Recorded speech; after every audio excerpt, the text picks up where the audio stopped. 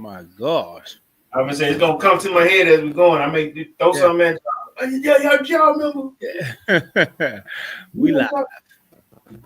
Sundays and Wednesdays, 8 o'clock on YouTube and Facebook and Twitter.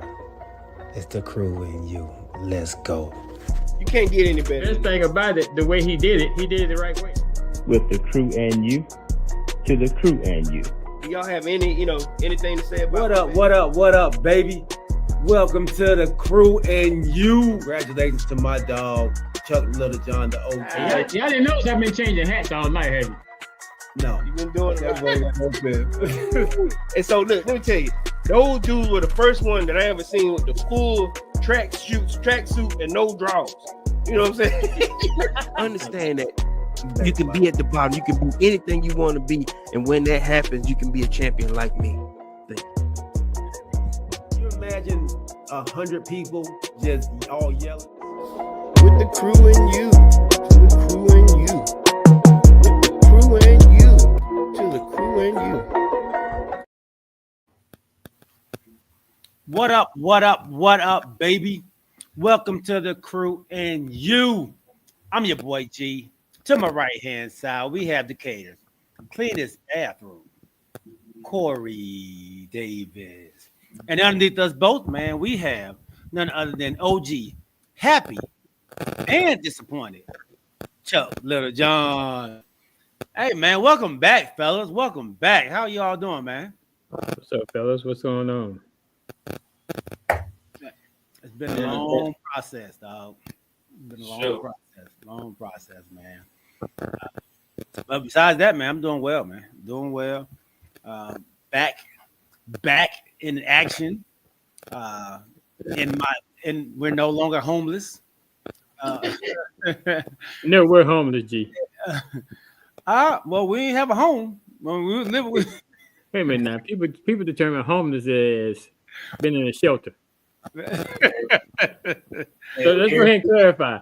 You didn't have a home. Permanent home. Yeah, I didn't have a home of my own.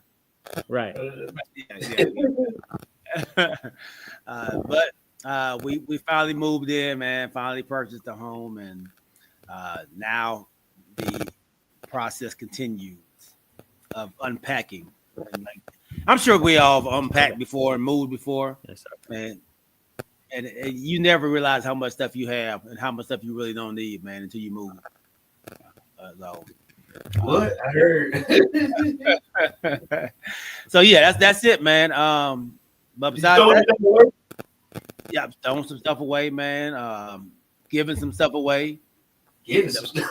Yeah. Hey, man, I should have called Roddy. I know Roddy like all kind of stuff. I was like, hey man, you want this sink? I got this sink, man. I ain't got nothing. I can't do with nothing to do with it. Yeah, man. Yeah, I'll take it. So I was just giving stuff away. I had a sink from Eagle Landing, my house in Snellville. And you kept the sink? So I was remodeling the basement. Y'all remember when I was remodeling my basement? Yeah, you remember this story, Corey? He was remodeling the basement. You know what? I do remember that. And you bought a sink. Man, you know how long ago that was? Right. I still had that sink, man. I haven't been able to use it. So it was a bowl sink. And it was nice too. Blue bowl sink. It was fresh, man. I forgot all about that when you were redoing that, doing the bathroom in your basement. So yeah, man. I was giving stuff away, throwing stuff in the trash. I got a ton of boxes. It's like, and we still don't have our furniture. Like we got furniture coming on Tuesday, Wednesday, Saturday. You know, so yeah, it's a process still, man. So, wow. Corey, man, how you been, dog? How's Kanisha? So without further ado, man, I want to give all of y'all, man, that done hollered at me, that checked on Kanisha, OG, you, Kamarie, James, just the whole crew, man, keeping me uplifted, keeping my wife uplifted. We had a deep loss in the family. And I want to say RIP to Kanisha's grandfather, my man, 50 grand, who brought me into the family.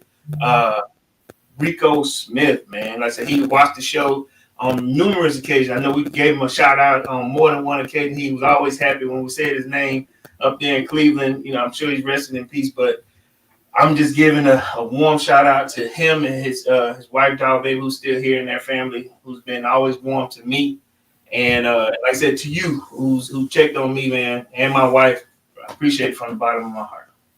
And look, before I finish, I said it to him before. I'm gonna say it to him again. I apologize to OG when he was calling. No, don't do that. No, I'm gonna do it. I'm gonna let you say what you do. What you say, but look, I was working. He called to check on me, and I'm driving. They said, "I go, when you start to talk about it and get to you right here in your throat." I'm like, "Hey man, I just had to pull over a little." And so the OG gave me some choice words. Said, "Man, real man, real man cry." You know what I mean? I ain't gonna lie. I was trying not to get all shaky in my throat with him, but I can tell he already understood because he cut me off just so he can, continue, so I can pull it together. But I appreciate it when when you recognize that a person is down, you can lift them up. Same way with you when you text me, man. When you can get it out, it helps. I didn't realize it, but it does. Yeah. But I ain't gonna lie to you, I did pull over. I pulled up. Put this thing up for our kids of mine, you know what I mean? Like, hey, OG, G, I appreciate both of y'all, man. Thank you. Yeah, no doubt. Like I say, some people don't believe in that, but I do think real men cry. I mean, we hurt just like anybody else. Oh, yeah, man. And to me, if you hurt those feelings, then they just build up. You know what? I got what I realized, because at first, my wife said she took about 2-3 days, then she had to ask me, I didn't even ask you how you doing. Because at first I was like, good, but then OG, I had a moment. I'm thinking I'm straight. But it does. But at the same time, it helps you to get past it. When you, because first you don't realize what's going on. And I think the crazy part is, and I know, me and G had this conversation before, when you're trying to do all you can for your significant other, and you don't know what you can do. And, you find yourself in a difficult state, and then you're asking questions, you're trying to talk, but then whatever you suggest ain't working. But like I said, getting it out, it always helps, though. You know what I mean? Absolutely. OG, how you doing, big dog? Yeah, I'm taking it day by day, man. Getting better day by day, but it's gonna be a process. So absolutely. Doing what we're doing, following the doctor's instructions, and trying to keep on moving on. Yes, sir. Well, man, I'm glad to be back on with you all, man. I missed everybody out there, our TCY crew, our family that's been out there, man. We appreciate y'all support throughout these couple weeks, man. James Littlejohn, Kamari White, Rodney Littlejohn, my cousin Phil Harris, man. I know y'all been checking in on us, sending messages, seeing what was up. So we appreciate each and every one of y'all. I got Alvin Jameson as well, man, for always being there. Eric Thornton, him also, man. Like just like y'all calling, texting, a lot of, and I ain't gonna lie, he when he first found out about it, then he just throwing sports at me. Let's talk, bro. Let's talk it out. Just make sure that your head is clear. Hey man, you see that post I sent you? You see that about you? Because at first I was like, man, I ain't been checking nothing the past 2 or 3 days, man. Yeah. And then what he realized was, like I said, it was just, hey man, because y'all ain't been on, I'm still gonna holler at you about this. I'm gonna stop you, Because at first I was like, I don't want to talk about nothing. But I told him. I said we was texting. Mm-hmm. I told Corey, I can't text fast enough. So I got to call. That's good stuff. You don't realize how much the small things do help. You know what I mean? Even with me just texting everybody, then like I said, Kamari hit me up too. I was like, you gotta, something. But yeah, man, I appreciate all y'all, bro. Absolutely, man. Absolutely. Let's give our guy, man, Alvin Jameson, a huge shout out as well, man. Let's see. There we go. Are you in the market for a new home or looking to refinance your conventional, FHA, or VA loan? The crew and you have the perfect guy for you, the mortgage guy, Alvin Jameson. That's right, Alvin Jameson at alvinjameson.com. You can also reach him as we do at 404-587-9033. Financing a home can be one of the biggest investments you can make. Go with the one, the crew and you trust, Alvin Jameson. And when you reach out to him, let him know you heard it from the crew and you. Thank you, Mr. Alvin Jameson, for being a wonderful sponsor of our very first segment. Wait. I know we always start, our show. Well, I ain't say always, but we start a lot of shows on the somber moment. So before we get into our first segment, I want to send a shout out to Randy Moss, man, because they, said he recovering from cancer. Said they cut out a lot of it, but we don't even know what's going on with people a lot of times. But then, when they were saying his eyes were yellow, so he had, I think, a liver transplant, or they had liver cancer or something like that. They had something on him, but I'm hoping for a speedy recovery from one of the greatest, to ever do it. Absolutely, man. And I saw something that he said he's a cancer survivor. He came on his IG or Twitter or whatever, and said he's a cancer survivor now. So I guess the transplant went. It was a success, I guess. Yeah. And so he's been dealing with it. It's not something new, I guess. He just kept behind scenes, man. So, like you said, man, continuous prayers go out to Randy Moss and his family. They continue to deal with things, man. And just stand on that, man. I don't know if you all had an opportunity to see the Jamie Foxx special on Netflix. Oh, yeah, man. Yeah. He talks about his situation where he was pronounced dead by some people, and went through a coma for some months, man. So Atlanta saved me, man. And if you haven't seen it, it's something that you should check out, man. I think he was very vulnerable, as you said, Corey and OG, man. Cry, men need to cry, man. Let it out. What? Yeah. Did you expect them to cry that much? No, it was a mixture of him as being honest and a mixture of comedy and involved in it, man. I thought it was a hell of a job by Jamie Foxx putting that on and telling his story. Like he said, social media had him being a clone, had him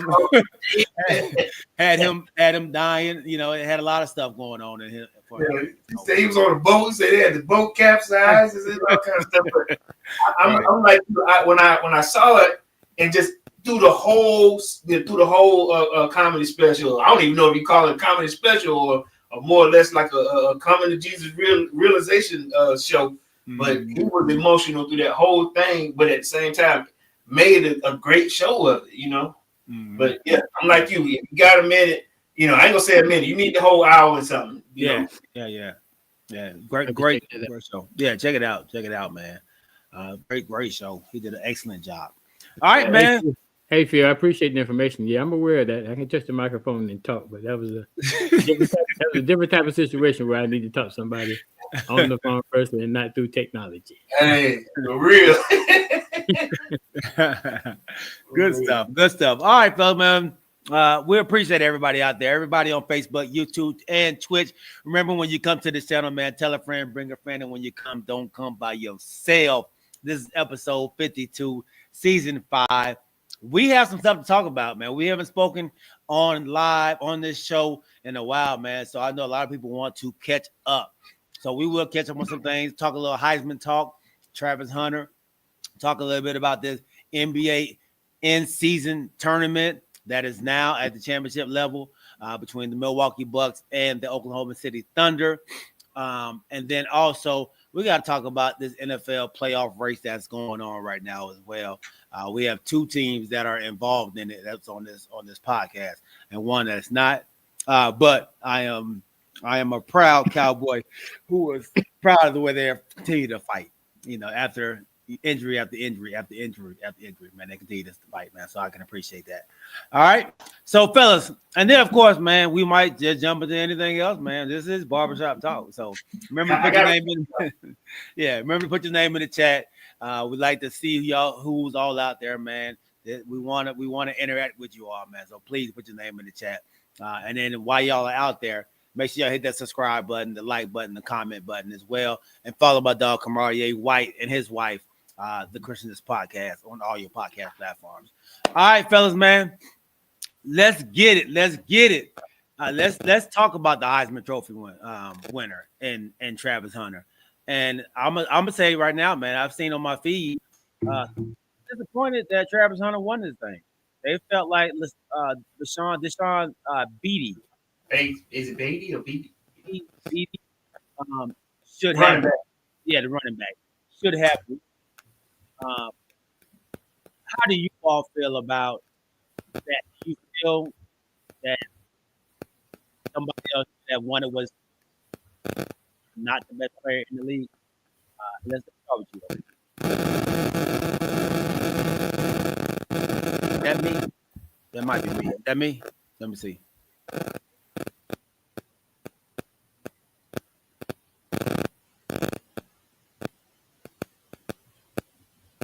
Here. It's Corey. God dang it. What happened? Oh, static. It's static. Yeah. Me again? Again. Yeah.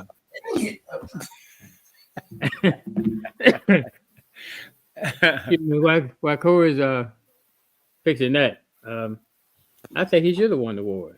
I mean, he won every other award out there. He already won the majority of awards out there that he had been nominated for prior to the Heisman, except for the Thorpe Award, which was a travesty, him not even being nominated for that. Like Dion had been saying. So what's the Thorpe Award, OG? Can you explain it to people that may not know? The Thorpe Award is for the best defensive back in college football. So that's pretty much the only. I know he won the Biletnikoff Award. He won the Dermick Award, which is the best defensive player. Biletnikoff Award is the best wide receiver. Wow. He was on the All-American first team. There were some other awards that he won also, but I can't remember all of them. I should have took that screenshot when I saw him. But it's about 5 other awards that he won. Won the Running Lot Award. Wow. But I mean, he won all the awards out there. Okay. And to me, he was the best player in college football this year. Not taking anything away from the Georgia State running back. Mm-hmm. He had an outstanding season too. Mm-hmm. But the other travesty I think is that even though he wouldn't have won, I think that Shedeur should have been there instead of the Oregon quarterback. I think they put the Oregon quarterback in there because they ranked number 1. Because Shedeur's stats are better than that Oregon quarterback for his percentages, yards, touchdowns, all better than that Oregon quarterback. Just the fact that they didn't want to put 2 from the same team and 2 to play for Dion in New York at the same time. So, you're going to talk about it. If they want to talk about something, talk about that too. Mm-hmm. Don't just talk about one side about Travis Hunter, but I think Travis Hunter got a well-deserved trophy last night. Can y'all hear me? Yeah. Is it bad? No, you good. You good. The thing I understand was when it came time for the interview, I know his father wasn't there. I'm not sure why.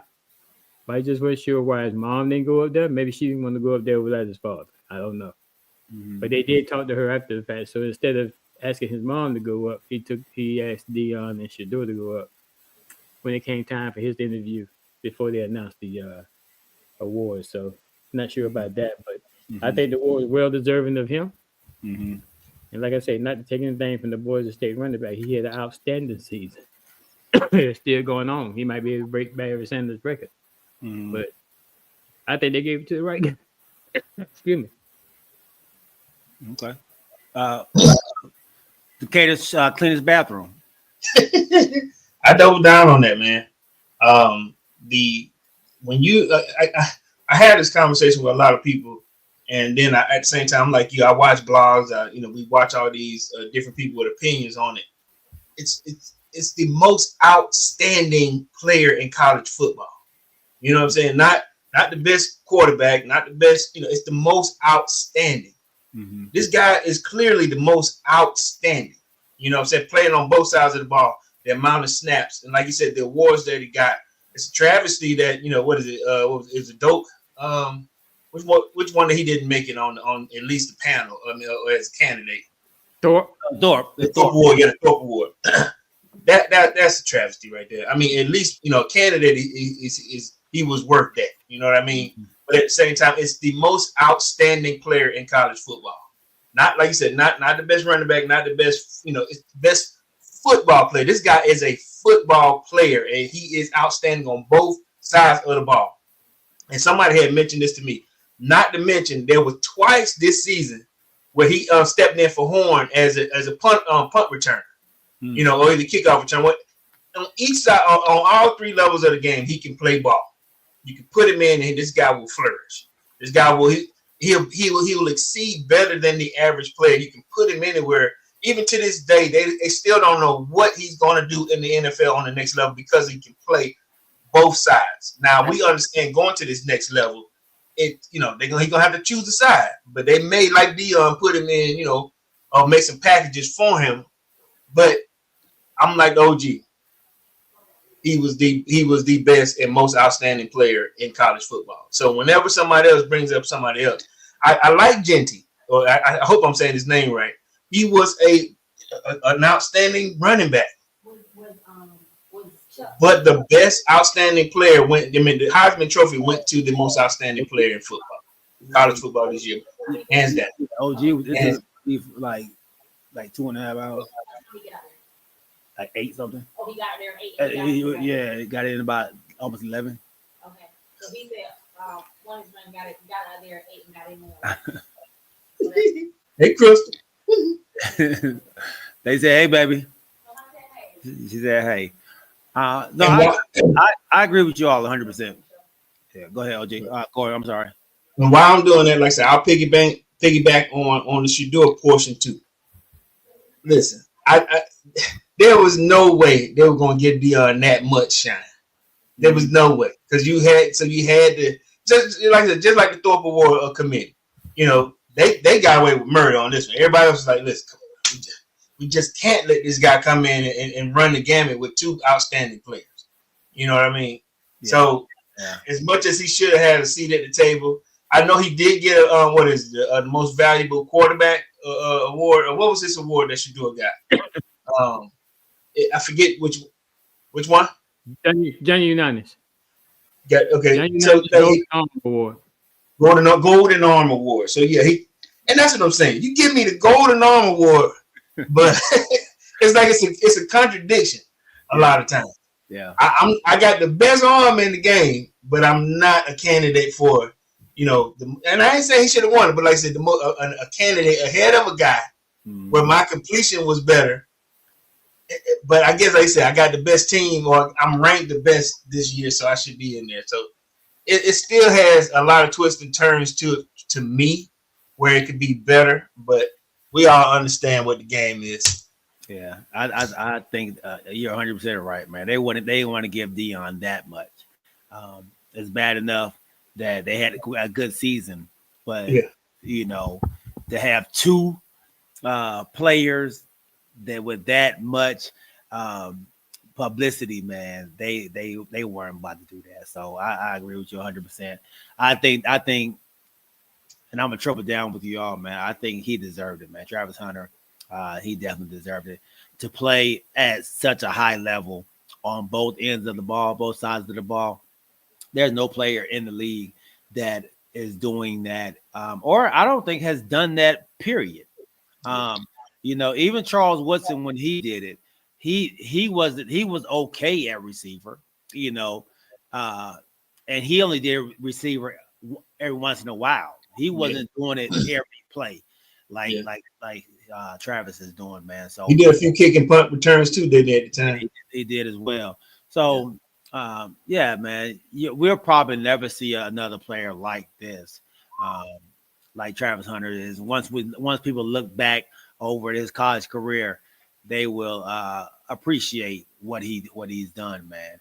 And then on top of that, just him starting out at Jackson State, where that whole thing was a whole ordeal, decommitting from Florida State, going over here to Jackson State, which everybody was like, "Oh, he's making a huge mistake." And then not only doing that, following Dion to Colorado. So a lot of stuff. The only thing that may be an issue with Travis Hunter is his fiance. Ooh, don't you go there. Where you about to go, dude? Marie brought it up. She might be a problem. Hey, look, before you go there, I was bringing this up with G, and I said, man, we ain't talking about this old lady. He go, man, let me tell you something. Oh, you good? Okay. Okay. But G told me something that made some sense. He said, man, they doing their relationship. No telling what she was tripping about that day with you coming out that field.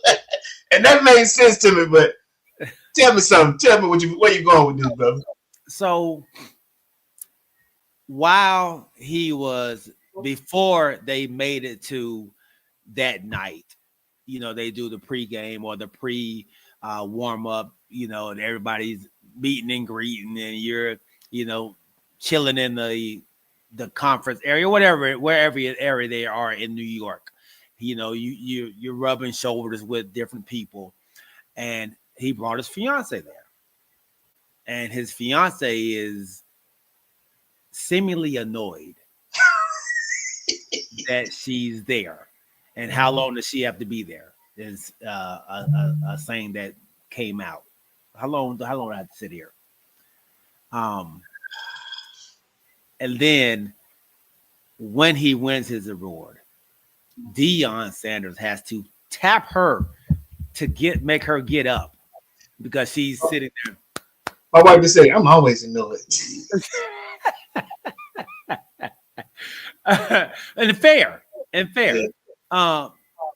But when you're dealing with a high profile athlete as Travis Hunter is, you're in the spotlight, and you have to act a certain, even if you are upset or whatever it may be, you have to act a certain way in the public eye. He said Deion had to check her. Deion had to tap. He was hugging whoever it was. I don't know who Deion was hugging. Maybe it was a sister. His mom. His mom. His mom. Okay, his mom. Okay, he was hugging Travis's mom. Travis's mom, and while he's hugging Travis's mom with his left arm, he taps his Hunter's girl fiance, like, "Hey, get up! Like, get up! Yeah, get in the moment. Yeah, get in the moment, man. You can't sit there." So yeah, she ended up getting up, gave Travis a hug, but it just didn't look like the excitement you would expect from your significant other. You know, I mean, Corey, you go up there, you win most outstanding player of something. Kanisha's gonna be probably screaming. You know, yeah, you know, that's just what we do. You know, our biggest cheerleaders are our wives. You know, it's supposed to be. You know, so I think that might be a problem. So with this being said, G, I mean, like I said, and I appreciate how you paint this picture, because you're right. She's catching hell on social media, from the game to, like I said, if what you're saying right here, if you're painting this extra picture, she's not getting the best. How would I put this? I guess in your words too, she's not getting the best shine right now. Mm-hmm. You know, it's are we seeing something that he doesn't see? Do y'all feel like she may have, you know, maybe an Achilles heel for him later on in his career? Because like I said, Eric Thorne, he just sent me an image. She's pregnant right now, so she's going through some emotional, you know, withdrawals. Oh yeah, she's pregnant. Well, they better get together because I know they announced on the Heisman too. They get married in May. So ain't nothing nobody can do. See there, you know. Here's one thing he can do, but I ain't gonna say it. It'll bring up too much controversy. So let me ask you, OG, was it okay? Let me ask this question to both of you: was it too early? Because y'all got sons. Is this too early? Because at the same time, Deion has already told him to get a prenup. You know, and I don't know if she may have liked that. Is it too early to be getting married when you're on this type of, you know, platform that he's on? I mean, Too early? That's hard to say. 21. He just turned 21. That's still hard to say. I mean, nobody can govern how he really feels. I guess on the outside looking in, we can say it's excuse me, too early. But ultimately, that's going to be his choice as far as how he handles the situation. We can just hope that it all turns out well and they both handle the best way they can. And we don't see a lot of social media posts going on after the fact. It's too early for that, Kamari. You comparing her to Savannah and Vanessa already. Well, and I think the comparison is both of them were with their mates at a young age. Oh, okay. So I think that's where he's getting the comparison from. You didn't even know of, not know of, but you knew Savannah, just that was LeBron's wife from early on. And same with Vanessa. She wasn't really, you don't really hear much about Vanessa until the incident where Kobe messed up, and then his passing. Then Vanessa kind of came to the forefront then, and Savannah as well. You haven't heard from Savannah until maybe 2 years ago. Curry. What's her name? Curry's wife as well. Yeah.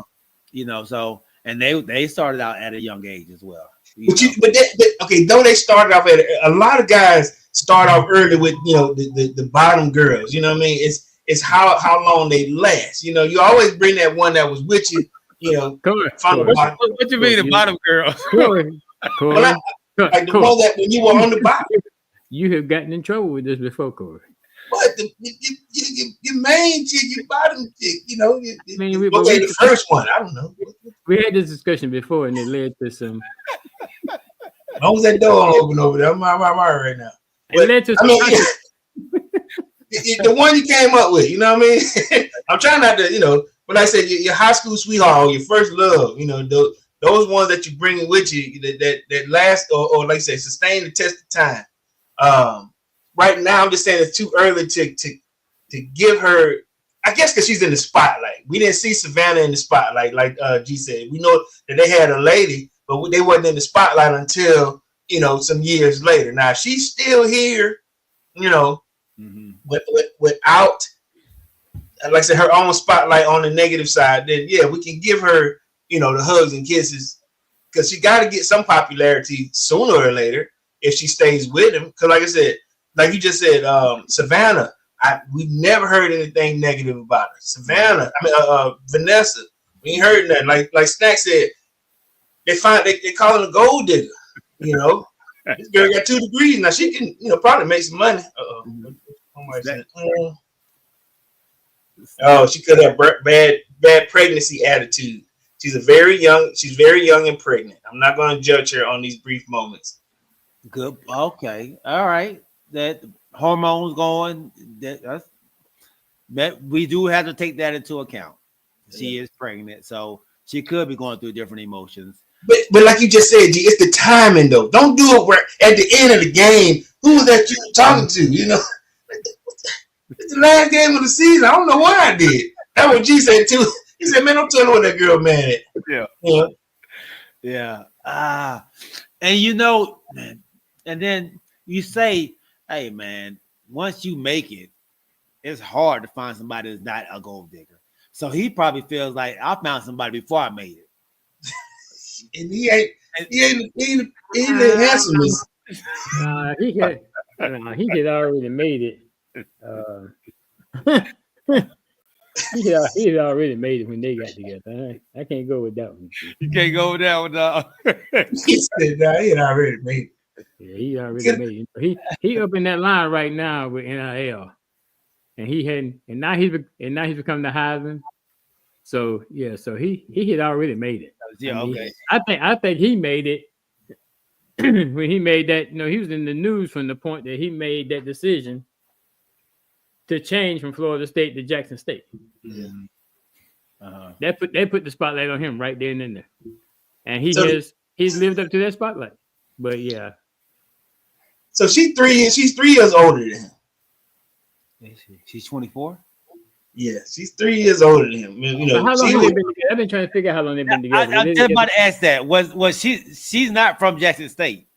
I don't know when they said 3, maybe 4 years is what he was saying. He said, I've been with my lady about 3, 4 years now. When he was on the pivot. So he's saying that, you know, have y'all seen him? Have y'all seen him on the pivot? I saw it was out. I haven't watched it yet though. So they have rules in place. When he's taking pictures, he can only be on the side of a woman. You know, when he's taking photos, she has to be there.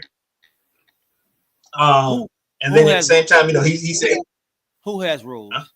Who? They have rules. Like if you watch the pivot, when he said they have, you know, he said well, I ain't gonna say they have rules. What he's saying is they have respect in place. You know, he said, I know when I'm taking photos with a young lady or fans or whatever, I stand to the right of them. I don't Usher Raymond this thing. I don't Chris Brown this thing. You know, in the sense, you know, when you hugging behind, you know, from behind.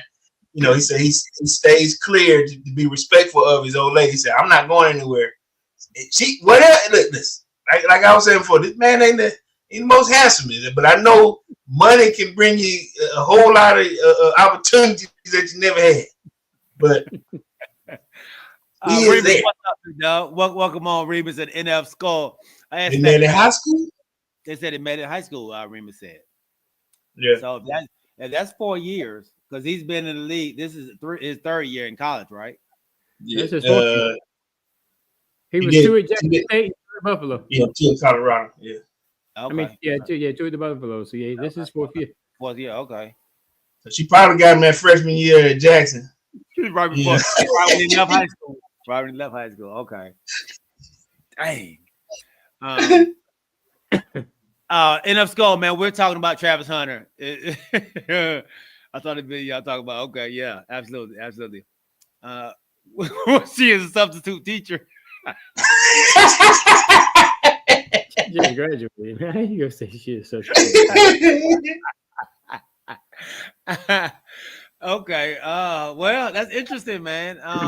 I just hope that it's just the pregnancy that's causing all this rift between them, man. You know, I don't you know, we know, we know how tough it can be, man, when you're going through some trials outside of work, especially with your significant other, man. So that can end up bad. In some situations, like Dion, running off from his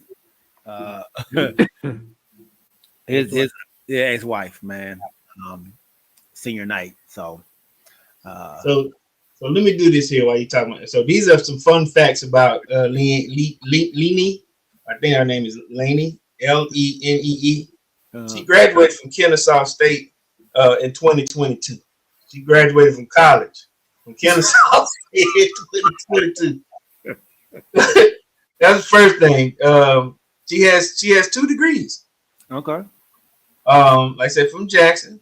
Yeah, no doubt. Like I said, from Jackson State. Yeah, she got graduate school. You know what I'm saying? So, like I said, she had her degree in 2022 from Kennesaw. She had already graduated. Okay. So she, like I said, she went to Jackson with him, and like I said, you know, applied for for college, you know, graduate school at Jackson. Okay. And like I said, at the same time, you know, she's working on her 2nd degree. Okay. You know what I mean? So, like I said, listen, you know, she, you know, like like I said, she's a smart girl. But they met when he was 19. You know, I'm sorry, when she was 19, which would have made him like 16 or something. What 15, right? Is he 14? They 4 years apart? It says here, the 2 met when she was 14, and she said she wrote a heartfelt note to him, saying that, when he was 14. When he was 14, it just said the 2 met when she was 19. 19. Okay, 19. Okay. Yeah.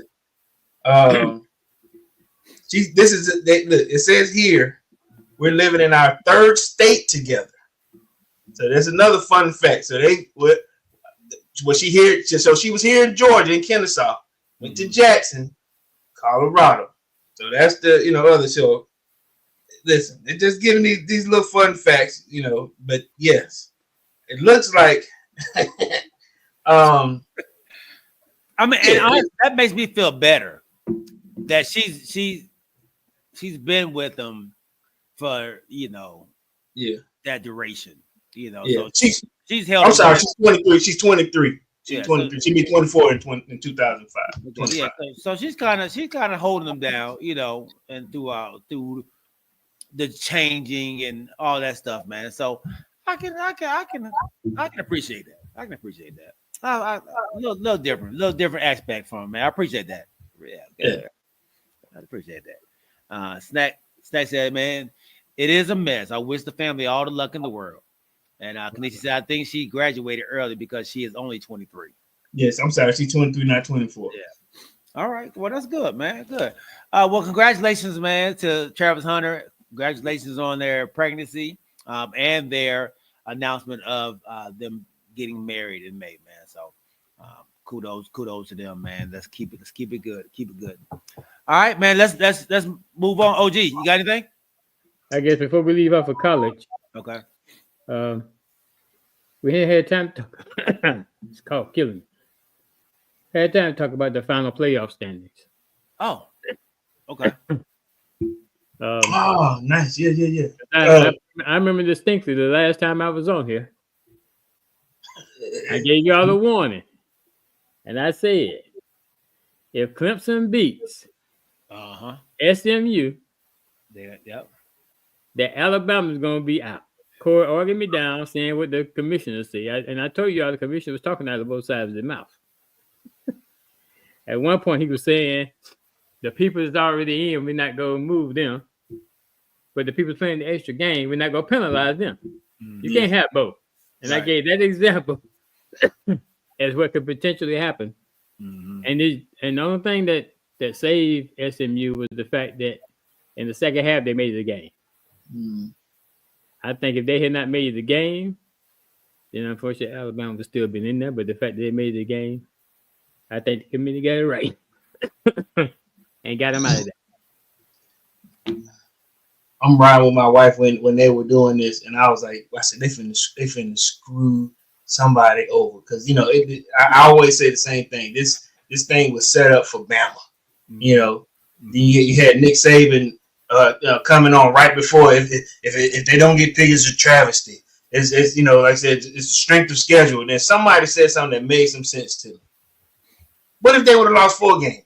You still would have said strength of schedule? They lost 4. It was hard. Strength of schedule. Get that out of here. You know what I mean? But this is the thing I want to throw at both of y'all and tell me if it makes sense or not. Throughout the first 10 weeks, you utilize the AP and the coaches poll to keep the rankings going for the first 10 weeks or 8 weeks or whatever. Mm-hmm. You use those numbers to start doing the college football playoff rankings. You don't just start your own. You use the AP and the college to put your rankings together. SMU was in the top 10 all year. You know what I mean? They were kicking butt all year long. Then you bring strength of schedule out towards the end to want to push somebody out. Miami on top all year long. Somebody was definitely gonna get screwed, but I wasn't disagreeing with you, OG, in a sense. I just knew that the fix was in. That's how I felt because I felt like they want to see Bama. Mm-hmm. You know what I mean? When Georgia take a loss, we moved down 8 spots. Or I think about last year when FSU up on top all year long. Then you bring up strength of schedule, and then at the same time, I felt like when our quarterback went out, they were going to say, "Oh, Georgia, they lost their QB," but my backup was playing his ass off. So you couldn't sweep me on the road like you did Florida State. I just felt like the fix was in. But I'm glad it went the way you did. Say it, OG. I promise you, I did, because I did not want Bama in there. SEC or not. And I'll stand on this to this day, and I'll say this here. I like South Carolina better than I like Bama all year long. Mm-hmm. I did. Yep. And I'm gonna say, man, this for the first time, I think they got it right. I think they got it right this time, man. No doubt. I know there's always going to be some teams that feel like they got the snub, but I think from 1 to 12, man, I don't have an issue with it, man. I think they got it right for the first time, and I'm actually excited about these playoff games, man. Does anybody have the playoff games in front of them right now? Let me see. They can pull it up and tell everybody what games that are out there. I know we have a huge game with Ohio State and Tennessee. Is that? I think they start Friday night. I can't remember who plays Friday night. And then the other three play on Saturday. Okay. So, along with NFL. So the playoff bracket starts this way. All right, you got Clemson playing Texas. You got, like you said, you got Tennessee and Ohio State. SMU, Penn State. Indiana, Notre Dame. So who plays Friday? Let's see. On 12/21 at 4 p.m., you got Clemson versus Texas. That'd be 20. 12. Huh?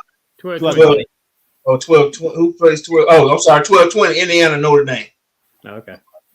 Indiana, Notre Dame. I'm sorry. Then everybody else plays on the 21st. Yeah, SMU, Penn State, Tennessee, Ohio, Clemson, Texas. They started this thing all right. So Indiana and Notre Dame, both in Indiana, are both playing on Friday. Indiana was undefeated for what, all the way up to like the last 2 weeks of the season. Yeah, something like that. Yeah. So we see if they can handle the big dogs, man. So that's I like it. I like it, man. I'm excited to see how these playoffs turn out for these teams. Y'all tell me what y'all think about Bill Belichick joining the ranks of college football now. North Carolina picks up Bill Belichick. BS. Ooh, BS. yes. Oh, okay. I think that he wants to. I think he wanted to coach again, but he saw the writing on the wall for going back to the NFL. Oh, By what had happened, when he left New England and all those coaching jobs was out there, and he didn't get one. So I think he said, "Hey, I still want to coach. So if I still want to coach, it's the avenue I'm gonna have to take." Now I think he still can coach, but he's got to have a supporting the cast around him that's up to this century's time. Because he is 77. So they released a 71-year-old and hired a 71-year-old. So, but this 71-year-old comes with 6 Super Bowl championships. So, and I think it may help with that. It may help with their recruiting too. Some people may just want to play for Belichick, but he still want to coach, and he still has that drive to coach. So we'll see. We'll see if he makes it through the whole contract. So he announced that this is they're trying to create a new NFL, like factory, a football factory. Now, my personal opinion, like I said, this is beneath him. This is beneath this man and with his football resume. This is beneath him. Now, I know that he's gonna bring his son over there. That's what I'm thinking he's doing, just doing it so he can get his son in as the coach at UNC. His coach is at is it Delaware, or where his son at right now? I can't remember where it is, but this is just to get his son there. The one who was the defensive coordinator for him? I think that's him. Okay. Trying to get him in, let's say ACC. But this is a basketball school, not a football school. How you gonna make this a powerhouse or a football factory school? This is a basketball school. I'm not saying that UNC hadn't had any good football years, but what's the last great football players that came out of UNC? UNC. The last great one? Great one? With the defensive kid that played basketball. It had to be him, yeah. went to the Panthers. Yeah. Oh, I should know who he is. Hall of Fame. 25 years ago. Yeah. But that's what I'm saying. Why pick the first piece of low-hanging fruit, on the tree? Give it a year. You probably, but then at the same time, he's like you just say, he's 72 years old. At some point, you gotta say, listen, I've had Julius Peppers, exactly. Yeah. Since it ain't been nobody since then that playing football that I know of that's been, that's out there. Oh, Drake May. Yeah, he the quarterback. Yeah, Drake May came from there. Yeah, and Sam Howell. My point is that. Yeah, all right. And so Miss Trubisky, okay. Keep them coming. Y'all just making my point. These guys ain't doing that low-hanging fruit. That's what it is. But I'm just saying, when you got that many championships, when you've been a coordinator and you got 2 championships with the Giants, you coached on the most highest level in football. Hunter Renfrow. Hunter Renfrow didn't come from here. Hunter Renfrow came from Clemson. Did okay. Yeah. Peppers is the only one. And like I have 25 years. Go back to where I was at Peppers. But I'm just saying, in my opinion, it's beneath him. But then, like I said, we almost had him here. I ain't gonna even say we almost had him, but he did interview like 2 or 3 times, and I didn't want him here. Yeah. You know what I mean? I think I said that. I didn't. There's a time where you need to get ride off on your horse in the sunset. Right. But at this point now, I don't even know why UNC. That ain't even where he's from. Why you pick that?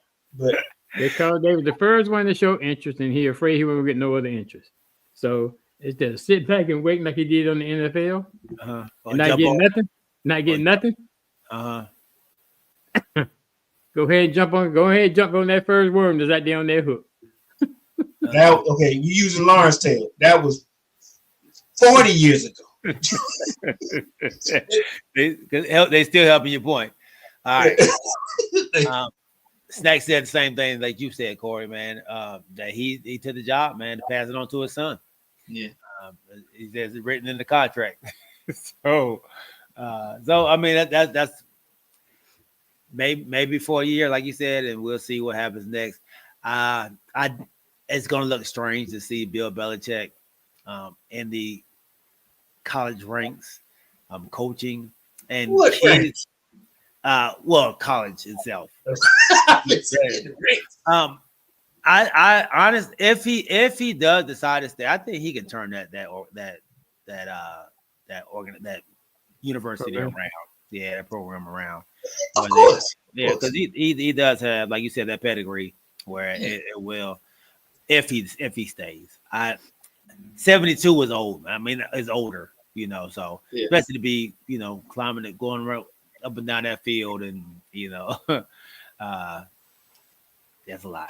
I agree with you, because I was having the same conversation before, and somebody at the job mentioned that you're gonna have a lot of NFL players whose son didn't make it to that power 5, but then, like I said, they know Belichick as a coach, and you go down here and play for this guy, make it happen, XYZ, and like you said, he will make a first run to the NFL with players, but. And yeah, you're right. There are going to be some guys that you're going to play for a Hall of Fame coach. Yeah, he's going to turn that team around. I'm just saying, in my opinion, this is beneath him. I just didn't. I ain't like the look. I ain't want to see it. Yeah. College. Yeah. I'm interested, man. I will be tuning in to some USC games. I gotta see it. I want to see this. Okay, let me ask y'all this: is it gonna have the same Colorado effect, like Deion Colorado? No. Okay, so we ain't gonna be stars at UNC games. No. It'll be similar to a Jimmy Johnson coming back to coach. Because he got a lot of the Hall of Fame players that played for him. You think they're gonna come and watch him coach? At UNC? No. They don't deal with Belichick like that. No. I don't think so. Okay. Yeah. Snack says, I was at a party and a friend of mine said that they are giving high school players NIL deals now. Have y'all heard that? Yeah. We got a couple out here in Georgia that's getting it. Mm-hmm. That kid that just signed with Deion. Yeah. Out of Georgia, out of Carrollton. Yep. Yeah. They got. I actually watched them play the other night. He's been watching them about every week. Oh, okay. Yeah, against Buford. They handle Buford, man. Man. And actually they play Grayson. Did they play Grayson this weekend? I For don't the know, but I championship? know. But Grayson has a defensive back or defensive linebacker or defensive end or something that is a top recruit as well. He has an NIL deal with Adidas or something like that. So Did y'all hear? Did y'all hear that the kid from Williams from Alabama has decommitted, has entered the transfer portal to come to Colorado? From what?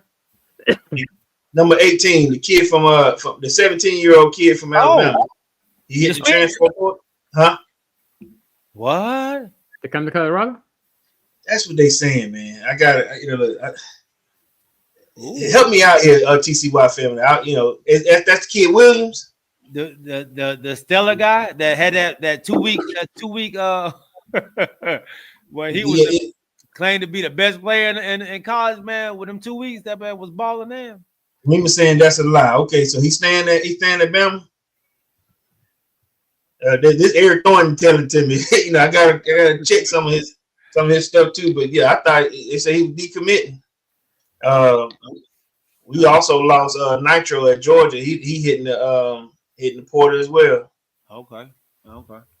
Did y'all see where Marshall had to back out of the bowl game because they lost so many players to the portal?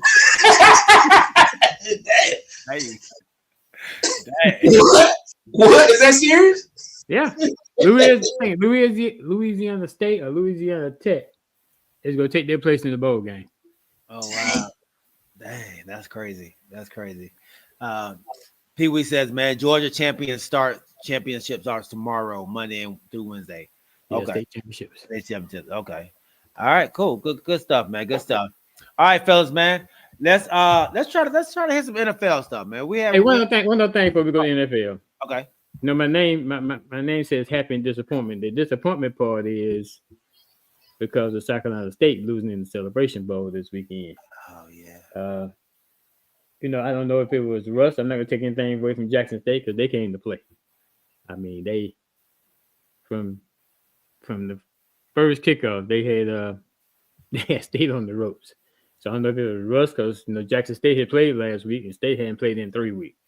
But to me, after the first quarter, so that rush should work out really way off. But yeah, so Jackson State finally won their first Celebration Bowl championship. Congrats to them.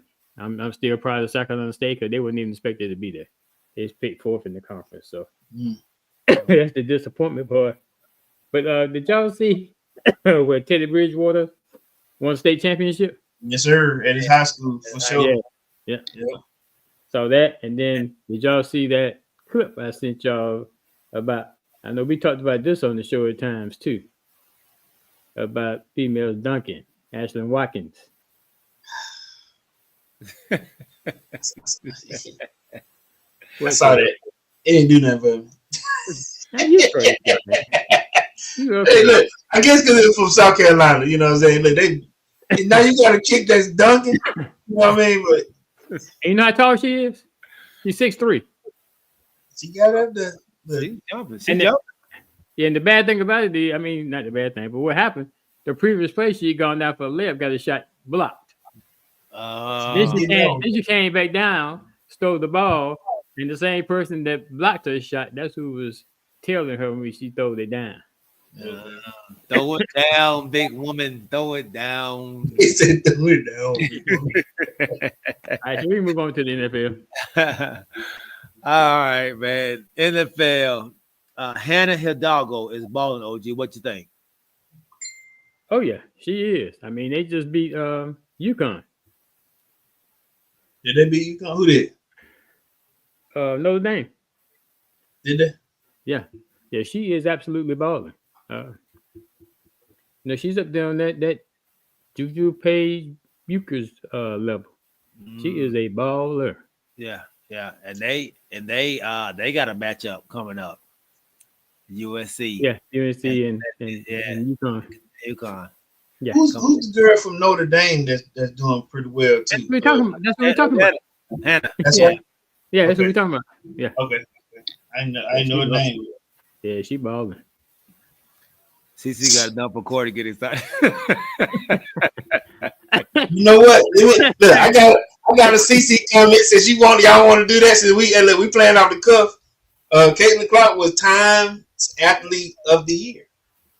They just announced it. I know y'all you may not like that OG, but she was just announced. I want to throw a simple shout out to Caitlin Clark for for making Times Woman Athlete. No, not Woman Athlete of the Year. Since you brought it up, look. Yeah. And look, and to add to that, they had a story about her. You know, she came out today and said that she understands. Not today, I think it was yesterday. That she understands that that white privilege has gotten her a lot more than those women players, those black athletes who have paved the way for players like hers for the past 25, 26 years. She gave a lot of kudos to those players. And she says that she's hoping that her platform can bring some more shine to a lot of these women, black women of color, women of color that have paved the way. And I thought that was exciting. You know what I mean? You know, as much hell as she's gotten this year, she was letting people know that I understand that, that my skin color pushed me forward, not outside of my game, which I ain't gonna lie, it's stellar. But she said she does understand that there is privilege out there. She's just hoping that she can help a lot of those girls now that hadn't got a shine, a little bit of shine. So kudos to the Time Athlete of the Year, Caitlin Clark. Absolutely. All right, man. Let's go ahead. So I guess I need some wine to go with that cheese. I wasn't wine. But I love cheese. I told y'all that the whole season. Did nobody you say nothing. You didn't say she was the Time Athlete of the Year. No. I said I talked about the other topic the whole season. You're not talking about your topic. We're talking about the reason why she's the Athlete of the Year and what she just said.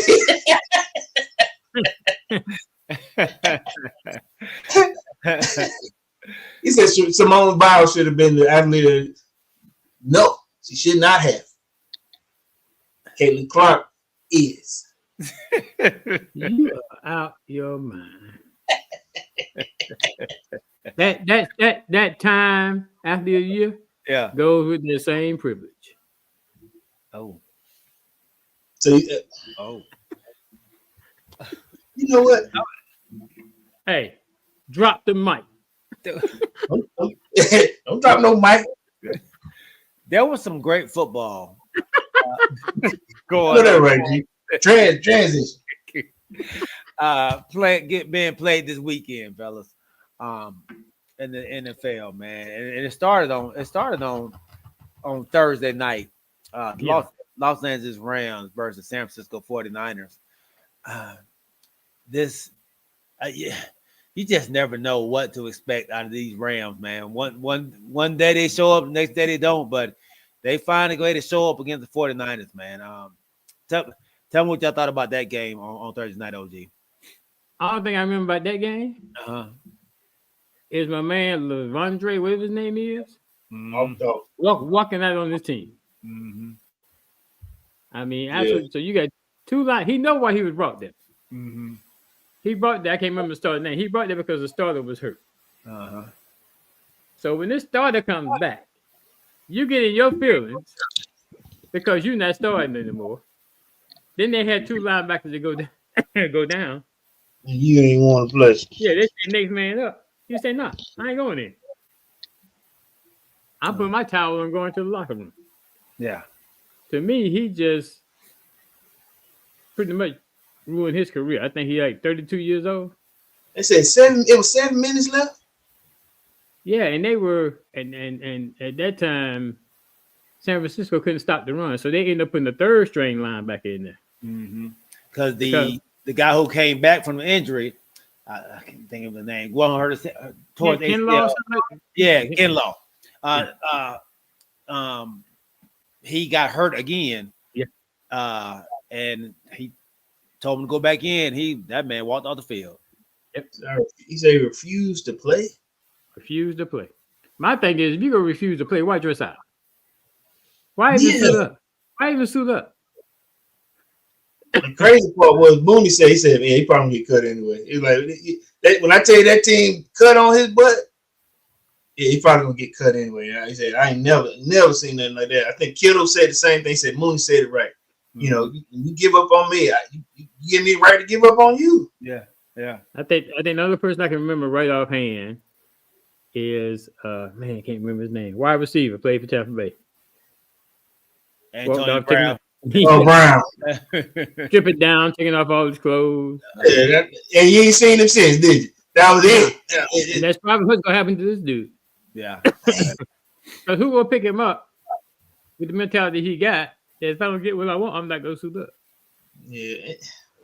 How crazy And is that? then they saying he broke his contract, so he's not gonna get no money. Ooh. Oh, by walking out? Yeah, he broke his contract. Wow. Yeah. So Shanahan was saying, "Oh, my bad. Go ahead, G. Go ahead." No, go ahead. He said he didn't want to play today. Shanahan said, we need you. He said, I'm gonna ask you again. He said, I need you to go in there. He said, he said it was in the third quarter when he asked him again. He said, I need you to go in there. He said, I do not want to play. He said, Shanahan asked him a third time, do you want to play? He said, has this ever happened before? He said, no. Do you want to play? He said, I should have been starting. You should have been starting. That's why you tripping? Yeah. Wow. Yep. Yeah, he was really in his feelings. Wow.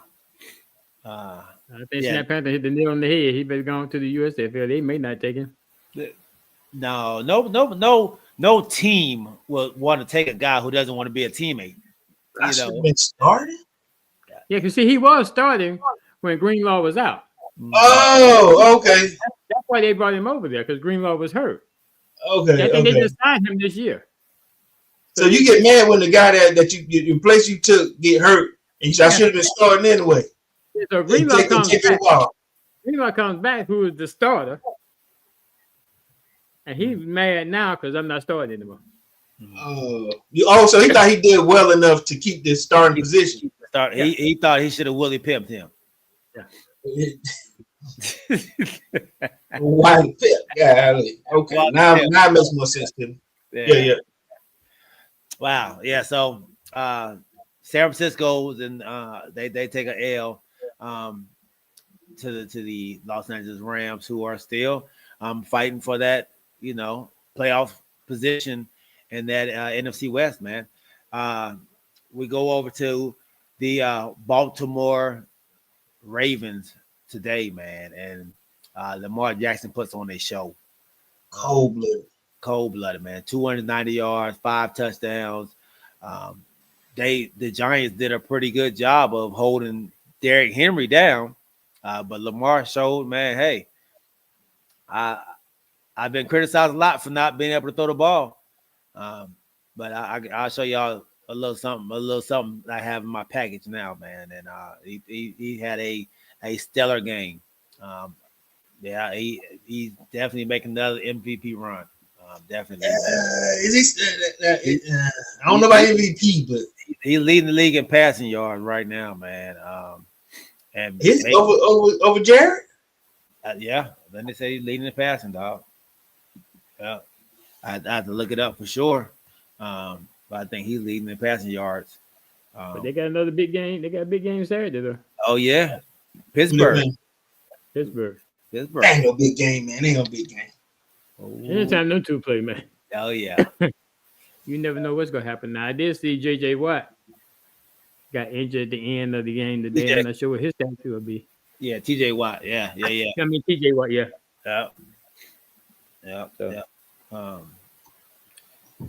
So that's going to be a great one. But the Giants, they solidified that number one seed, the number one spot for that number one pick. Who did? The Giants? They are. They're trying to. You know what I'm saying? They're trying. I think right now it's Vegas, isn't it? I think the Giants are ahead of them, I believe. I thought it was Vegas. Then the Giants. One. They might be 1 and 2. I think that's what it is. Okay.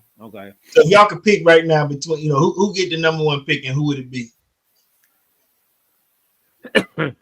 Raiders go take Travis Hunter. Should do it going to the Giants. Yeah. If Dion agree with that. You think they 1-2? It should do a number 2 pick. I know Travis is number 1, but it should do it a number. Should do a number 1 or 2. Yeah. Yeah. By the need of these two teams. Yeah. Yeah, absolutely. Both of them teams need quarterback. Yeah, absolutely. Okay. Yeah, I but think they said that what I should do. I saw something where it said what I should do was in New York over this last week. What's that name? Yep, Neighbors.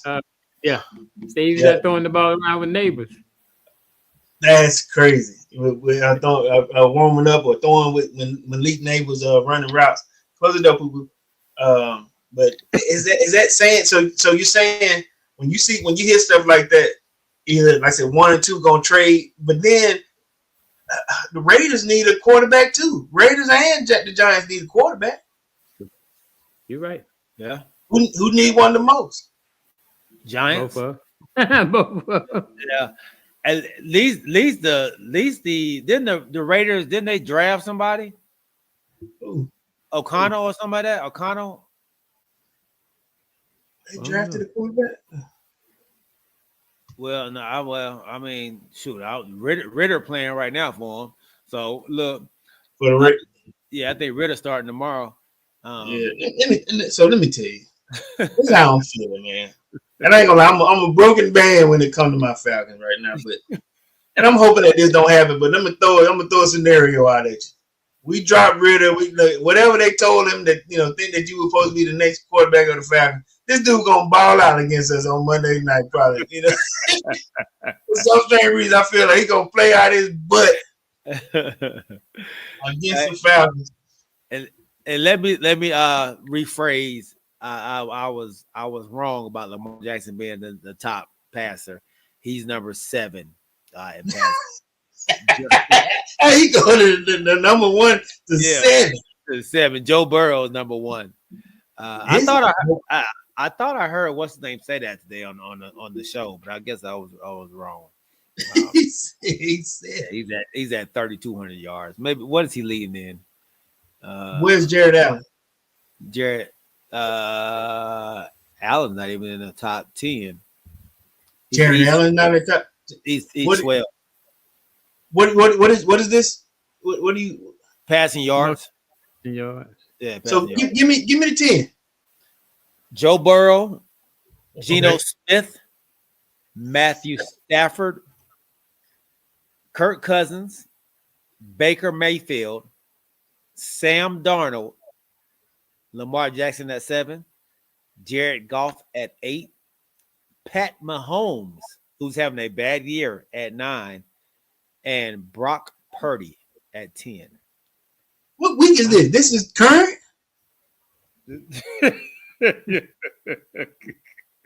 Yeah. He said Jared Goff. He ain't say Darnold. I said Jared Goff. You said Jared Goff? Yeah. Or Jared Allen? Jared Goff number 8. Okay. What about Darnold? Darnold is number 6. Okay, so he said Darnold. Okay. Yeah. Jaden Daniels is 16. Bo Nix is 15. Shut it up, Poo-Poo. Kyler Murray is 14, and Aaron Rodgers is 13. Okay. Jalen Hurts is 20. He no yardage type thrower though. That don't bother me. Okay. Man, we're football man. Hey, Tua is 21. So Tua missed how many games? 5? Let's see how many games he's He played. missed quite a few. Yeah, he missed quite a few. He's only played in 9 games, so he missed 4 games, 5 games. 4. Yeah, 5. 5. Yeah, 5 games. Yeah, so. All right. What you got? Where you going next? We're standing here. Okay. Well, all right. Let me know what we done with this. I got something to ask y'all. It's time to bring up. I mean, let's just talk about the OG team, man. the Commanders. They pull off a win in the Bayou against a gritty Saints team, man. OG, I know you was glued to the TV, man, watching that game. Tell me about that game, man. Yeah, they started out good. I mean, it was up 14-0. Then went to a low. The Saints, I don't know what the guy's name was, but the quarterback that the Saints had in there at the beginning of the game, he couldn't do nothing. I think they had like 49 yards offense in the first half. Only Rattler? Oh, that's who started? No, they brought Rattler in. Oh, wow. So when Rattler came in, then they picked it up a notch. But then I guess they tied the game with no time. I mean, they were down 20-13 with 3 seconds left, and they scored a touchdown. But instead of tying the game, they just elected to go for 2, and didn't make it. Didn't make it. So we ended up winning, winning by the chin by 1 point. Y'all had some exciting lucky games this year too. Yeah.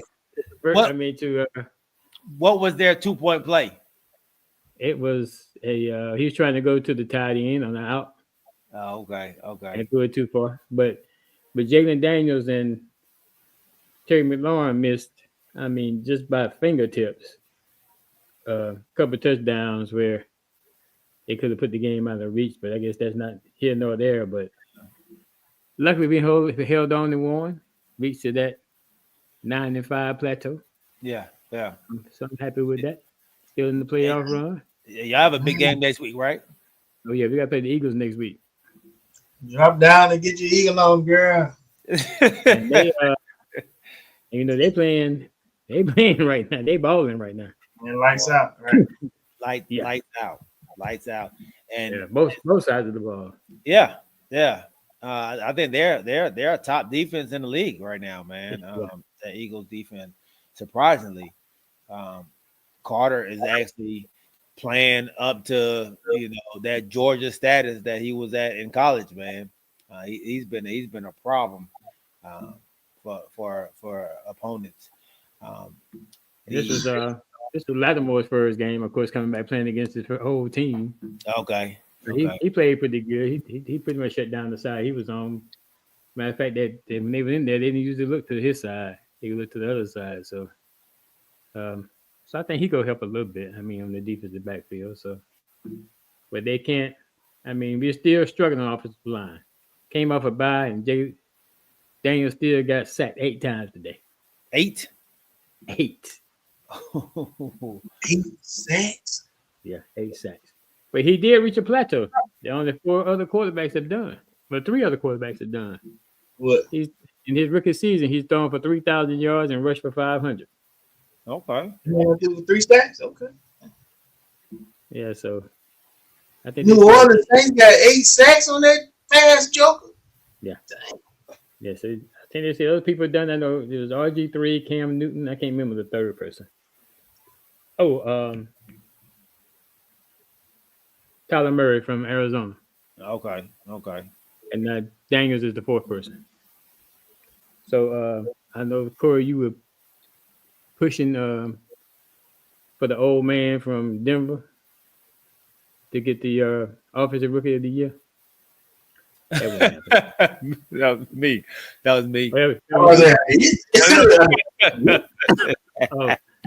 My bad, Corey. G was pushing the old man from Denver. Hey, Bo, man, I think he got like 4 straight games of over 30 points. They didn't put up over there in Denver. They won again. They won again, man. Still won't get it. That's lock, stock, and barrel. Oh no! Denver 9-5. I don't want them to win because of how he did Russ. Right. But both playing out his butt though. Bo is playing ball, man. I think he had a good game again today. And look, he's playing so well. I put him on my fantasy team. Speaking of fantasy, what we doing? How's it going? Look, I think I'm out of it. Let me see. Playoffs start next week. Oh, playoffs start this week, don't it? This is a different kind of league. Oh, It's no, starting next week. I'm winning right now. So Finally. my wife was right because I said the playoffs. Why is our playoffs starting next week? On the ESPN side of fantasy, Yeah. playoffs started this week. Oh, well, we still got games left, so we had to play in those games. I don't know why. Yeah, so on this Yahoo, the playoffs start next week. Yeah. But I'm in the playoffs right now in one of my Yahoo leagues. Are you? Well, you're not in the Yeah, I'm playoffs. finna get put out with it, but yes. I'm gonna get put out. Oh, yeah. I don't know why Well, you. I don't know why. You're not in the playoffs. Not in the playoffs yet in the in our Crew league. and You league. Yeah. We're trying to give everybody. We're trying to give everybody the opportunity to continue to play. Corey.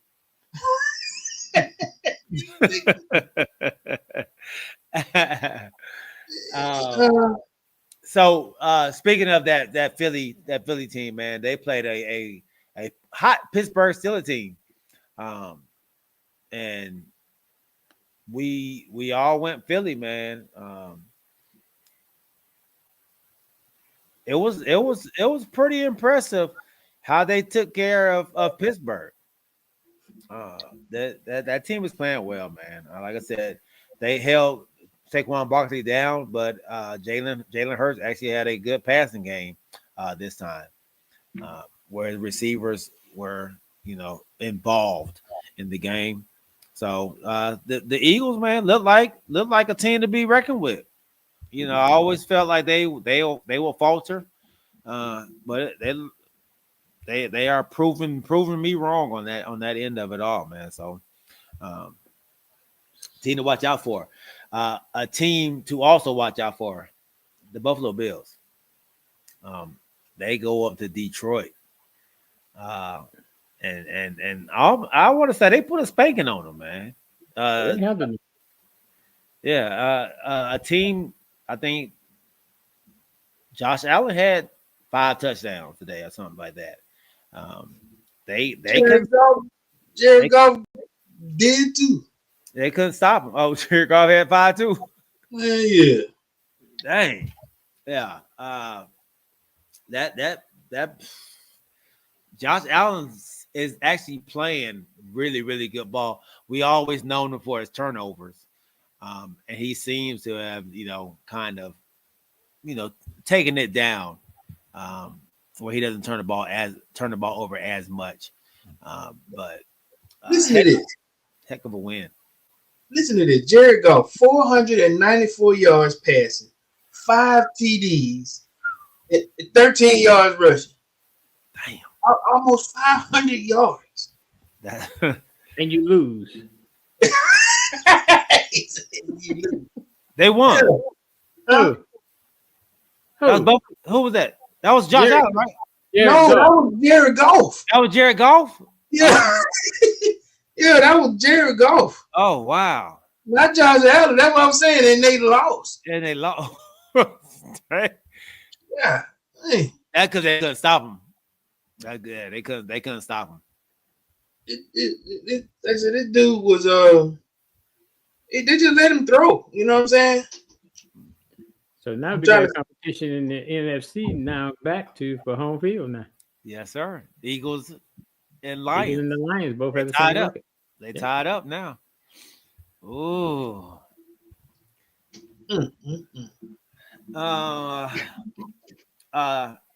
Your division, Corey. The Tampa Bay Buccaneers, man, come off their bye week. With a bang. Yeah. Baker throwing out his butt too. Yeah, we gotta get a win to stay a game, stay within the game of the Tampa Bay. So we done lost the division right now. You know what I'm saying? Yeah. I mean, y'all got to win just to stay in the playoffs. Yeah, we playoffs. Yeah. So this, in my head, when you talking about this division. So right now we got the Raiders, and this ain't in no particular order. We got Raiders, we got Giants, we got Carolina one last time, and we got the Commanders. Now in my head, what I need all 4, but I got to get 3 and 1.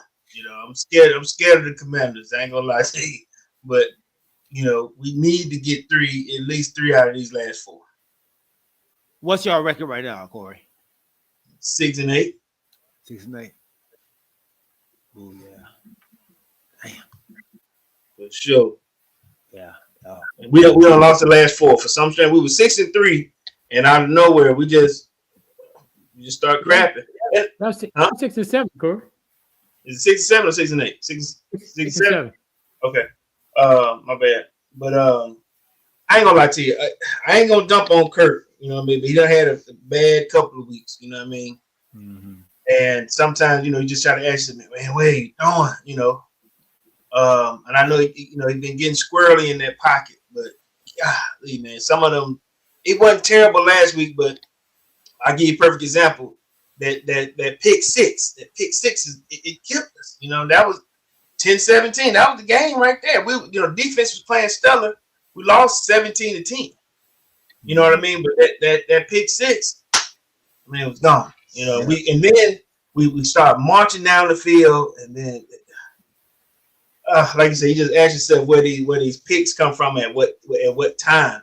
And I'll say this here. This is just I'm defending my squad, but at the same time, I'm tell you where it happened.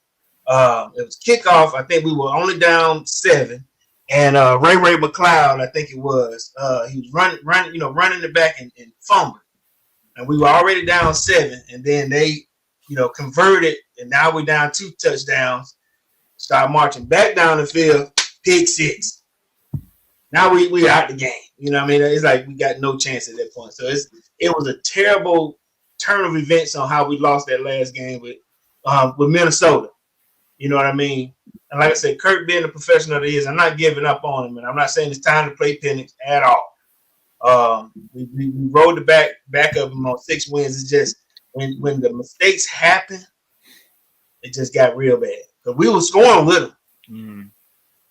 Until Ray, dropped it on the I think 27-yard line, and they just put one in there. And now we're down 2 scores, and then the picks. So it's So you're not on the let's put Penix in. No. You still ready to keep him riding with Mike? I am, yes. Yes. Okay. Yeah. That's fair. That's fair. I know a lot of your fans are. And I've said this for years. For years, Atlanta fans are fickle to death. Mm. You know what I'm saying? We up and down, and then I talk to some guys every day. Bobby Richard and a few of them that just he ain't nothing. We don't spend $100 million. You're right, but at the same time, I still stand by. We paid league minimum. That $100 million is what 50 is what everybody getting a year if you're a top tier quarterback. You're gonna get between 45 and 50. Right. He got his 100. I ain't gonna lie. We gave him his 100. Now if he's here the next 2 years, we just paid 100. Because I ain't gonna lie, Bobby already. We need Justin Fields. Look, Justin Fields can be. No, not yet. You know what I'm saying? But and I get it. There's a lot of fans out there who have thrown away. No, we don't play Penix now. Not yet. I'm still on that. I don't put him in just yet. But before we get off, man, I want to know how y'all. We was all pretty high on the Texans last year, and we felt like, I know myself, and I don't want to speak for you all. I know myself. I felt like this year would be another step. Like they would be one of the top teams in the AFC. Not saying that they aren't, because I think they're at a 9-5 record right now. But it just doesn't seem like the same type of team that we saw last year, or the same fearful team. Like I thought you fear playing this team. You don't want to see this team. I don't get that same feeling, but they seem to just win though. Find a way to win at the end. How do y'all feel about this Houston Texans team and their chances in the playoffs? I don't think they'll go far. They'll make the playoffs because they probably will win their division. Mm-hmm. But I think losing his top receiver probably hurt him. Nico. Now Nico's back. Nico balling for him. You talking about Diggs? I'm talking about Diggs. Oh, yeah. Yeah, Nico came back, but they lost Diggs. So I think if they still had the Diggs-Nico combination, they would have a lot more firepower on the offensive side. The defensive side don't seem like they're quite as tough as they were last year. But I think they, all teams have a tendency to kick it up in the playoffs. So, they still might be that team that you might not want to see in that first round. Yeah, not all teams can kick it up. So you say not all teams. So why you mumble that up under your breath like that? My team don't. They don't kick it up. They don't kick it up in the playoffs. So you said that before I did. So I didn't have to throw no shade. Yeah, but, they beat them to it. Yeah, that's where they are though. I'll say this. He's still, like I said, I look at, whenever I think Houston, I think of Stroud.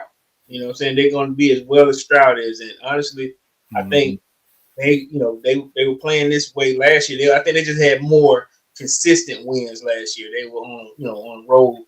But I think they'll win 3, lose 1. Win 3, lose 1. I think they at 9-5, that's still a respectable. It's a respectable standing right now. But I'm trying to figure out what made you bring them up. Like, did you felt like Houston is not the team that they were last year? But I think they're about the same. You know what I mean? Even with the injuries or loss, they're still about the same. And for me, it seems like they barely. And it's a win, but they just squeaking by, and it looks. I don't know. It looks different than the same team that's doing the same thing with the Chiefs. The Chiefs are barely squeaking by, but they're winning. And I think man, you can't compare that with the Chiefs. Are you comparing that to the Chiefs wins? I think they're winning the same way. I think we look at the Chiefs differently because they won Super Bowls, back-to-back Super Bowls.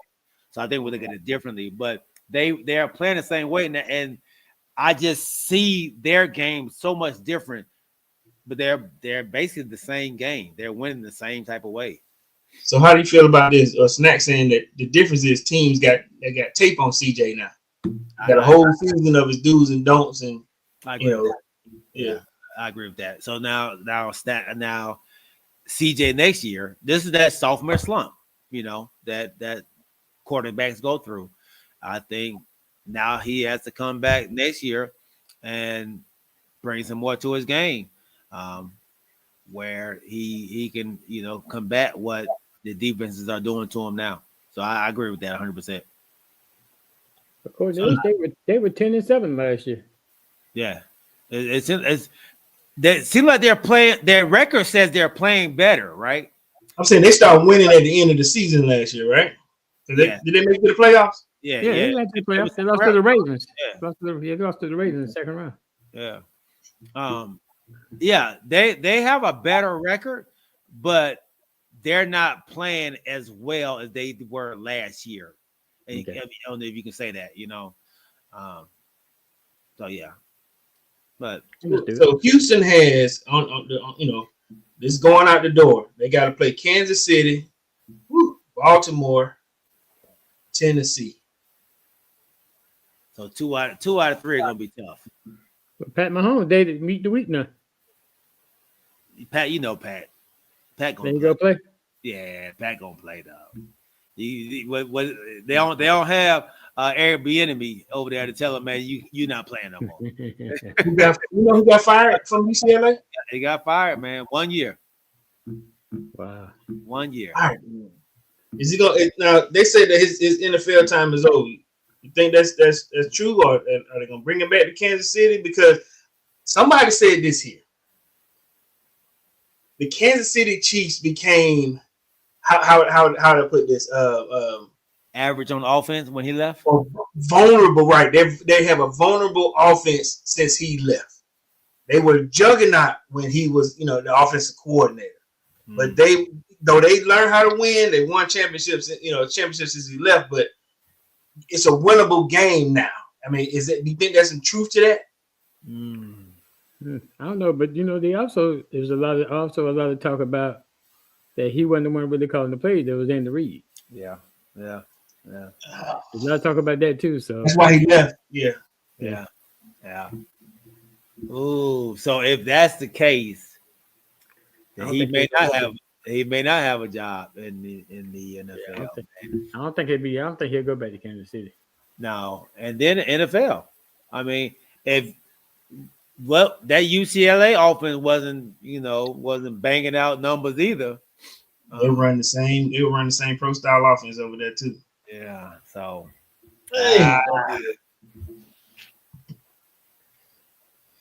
Eric gonna be at UNC. Yeah. Matt Nagy, the OC. You see how mediocre that dude is in KC. Yeah. So what about your team, G? Hey man, a good win today. Good win in Carolina. A hot Carolina team. I mean, I thought you were going down there. I was supposed to, and then my people decided they didn't want to go.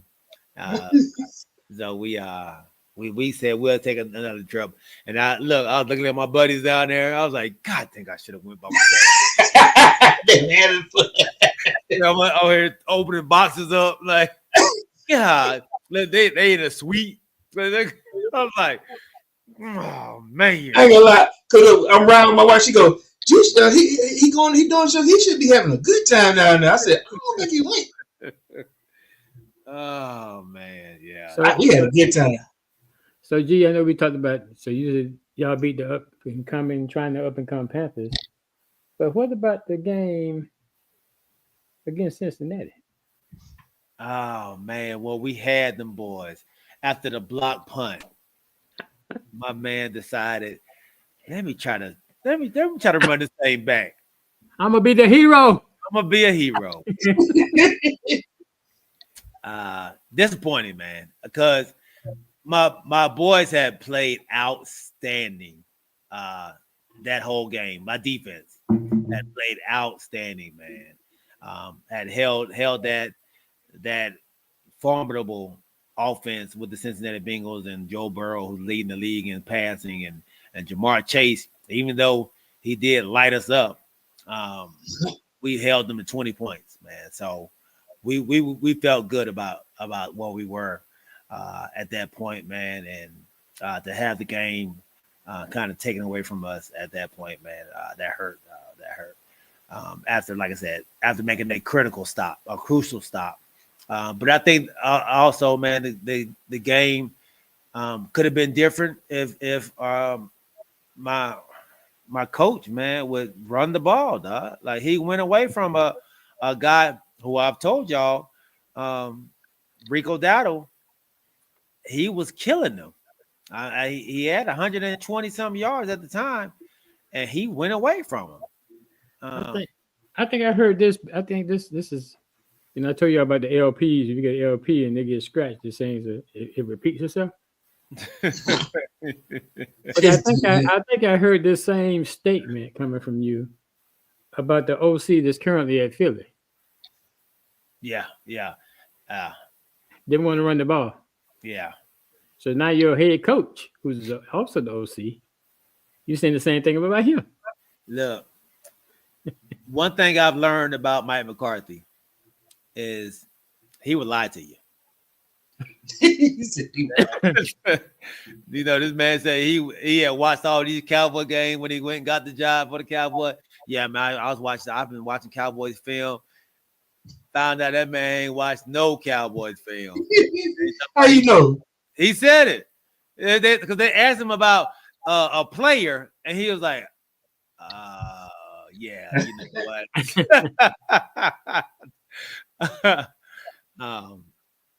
But yeah, so I what I do like about my boys is they are fighting. Like, they haven't given up on the coach. That makes me think that he's going to be back next year. I don't know how I feel about it. I would be okay with it as long as he don't have to call plays. Just because I think his team plays for him. I think the team plays well. I think the team really enjoys playing for him. So I would definitely love to see him come back in that aspect, but just take the play calling duties away from him. Give us somebody innovative, man. Give us a Mike Daniels or somebody that can get us some different looks out there, man. Because we have weapons that we're not able to use. So you know what's amazing today? Them jokers lined up for a 70-yard field goal today. Yeah. Now, I'll be straight with you. That joker Arbery, he booted it, but it would have been, when they were saying it would have been like a 66, probably a 67-yarder. And he had a little bit more leg, but the fact that they lined up and they said, listen, if he would have been indoors, it would look a lot better. Yeah, he kicked that. He kicked that thing. I don't know if the wind hit it and took it over to the left, that far to the left.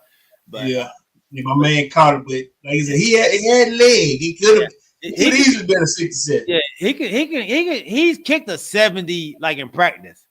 So they feel confident in him doing it, but that's indoors. You know what I mean? There's no wind. So. So in that Cincinnati game, Parsons said, "Give me my ball. I'm taking it to the locker room." He did take his ball. What happened with that? He left, man. He left. The game was over. I don't know why they keep saying the game wasn't over. The game, people were walking on the field. He just didn't walk on the field. He left with the locker room. Like he had like 27. You don't leave 27 seconds. Oh no! When the coach take off his headset and he walking out the shaking hands, it's over. It's over. So he just didn't go shake hands. So people try to make it seem like the game was still going on. There was no plays going on, dog. The game was over. I appreciate that though. I appreciate that, man. Like, hey, I don't come out here to lose, man. I come here to win, man. So frustration took over, I'm okay with it. My leader is not happy that we lost, so I'm okay with that. So is your prediction still the same for the rest of the season? 3-1. So just the one? That wasn't supposed to be the one. Nah, we were supposed to beat Cincinnati. But yeah, I think we'll finish out. I think we'll finish out. Well, that Eagles game, they gonna need that game, man. And I think we want to play spoiler. So yeah.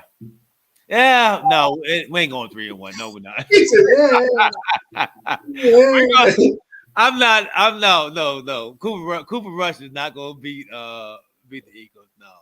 Y'all got Tampa Bay Eagles and then Commanders. Yeah, we'll go 2-1 in this one right here. You saying y'all gonna beat Tampa Bay and y'all gonna beat us? Yeah. We'll beat y'all and Tampa Bay. With that being said, man, hold up. Wait. One more. Now, look, I know y'all don't. I know y'all heard about this because we talked about it on our chat line. But look here, man. Are we getting to the point where baseball players are making sub-billion-dollar contracts? You know what I mean? Juan Soto just signed a $15,765 million deal that will take him way into retirement from the New York Mets. 15 years. It was 15 years, right? 15 years. Yes. $765 million. And all this is guaranteed. Is that correct?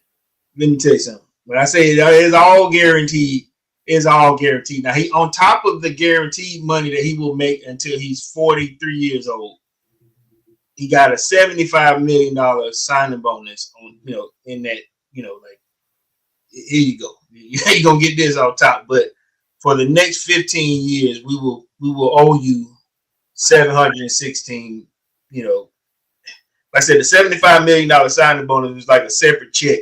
I know it's inside, but it's like that's ridiculous amount of money. Now, I will say this here.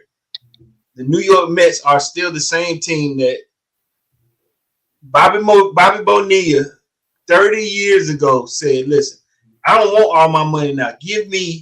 I want a 40-year contract. I want you to pay me for 40 years.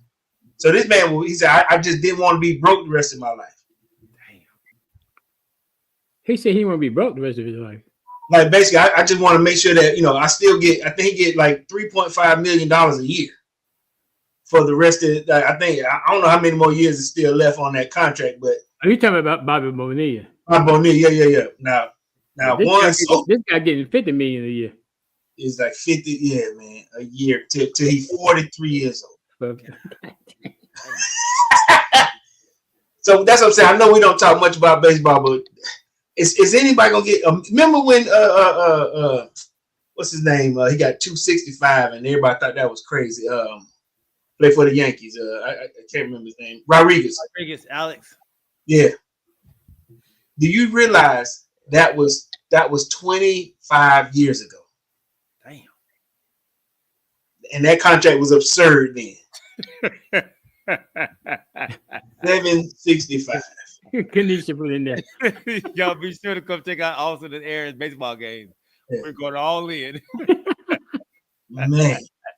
I just hope that that they don't have to receive the same statement that you received, Corey. I just hope they go further. What you mean? There comes a time in a man's life.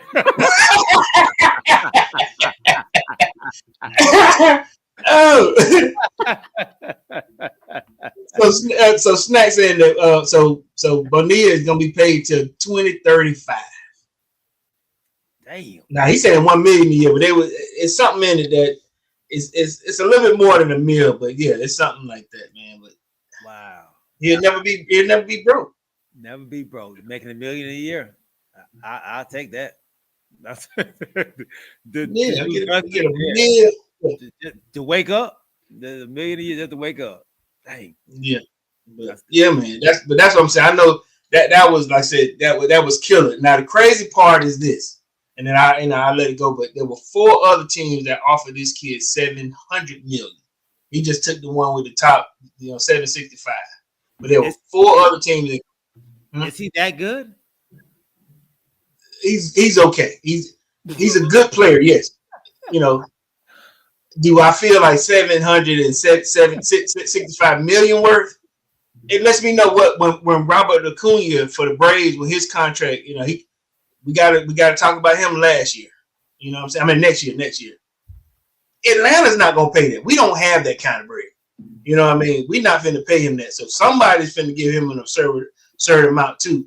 And he's had 2 ACL tears. Yes, Snack said that they offered him 760. And I know there was two other teams that offered him over 700 million too. Is he a good ball player? Heck yeah. But I don't know about no 765 though. Wow.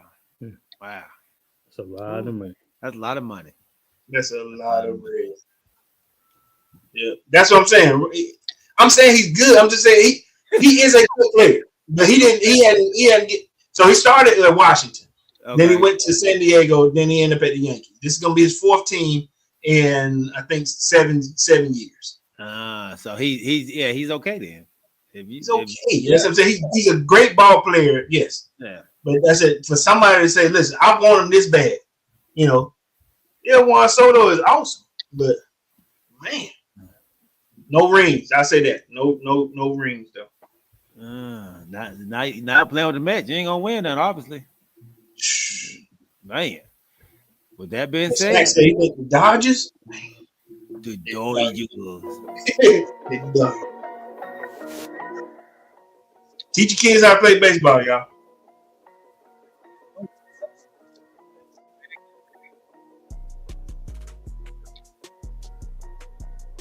Can you hear me?